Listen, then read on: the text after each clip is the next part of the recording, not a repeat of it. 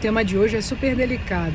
A gente vai falar sobre perdas fetais, que são aquelas perdas, aqueles bebês que não nascem, que morrem durante a gestação. Quando a gente fala em perdas fetais, esse termo médico, perda fetal, demonstra o quanto a gente, na maioria, é mal preparado para lidar com o luto, para lidar com a perda, para lidar com a frustração de uma gestação que não chega ao fim. Sabe por quê? Sabe o que significa perda fetal? Filho que morreu. Uma gestante que não tem o seu bebê no colo quando se completa a gestação, ela perdeu seu filho, o filho dela morreu. Só que as pessoas não falam disso. É mais frio falar perda fetal. A senhora teve uma perda fetal. Isso é muito cruel, é muito frio.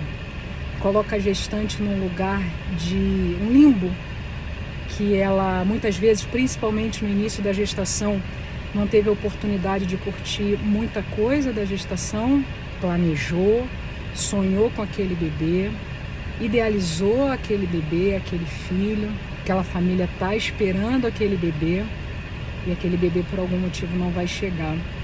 E muitas vezes é negado a essa gestante o direito ao luto pelo filho. E ela passa a ter o que a gente chama de luto invisível. Essa semana é uma semana particularmente dolorosa.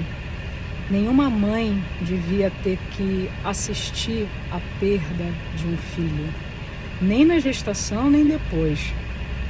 Muitas delas não optam pela segunda chance. Muitas delas optam e têm um bebê logo depois, ou um tempo depois. Mas algumas delas a gestação não acontece de novo. A natureza não permite. As chances se esgotam.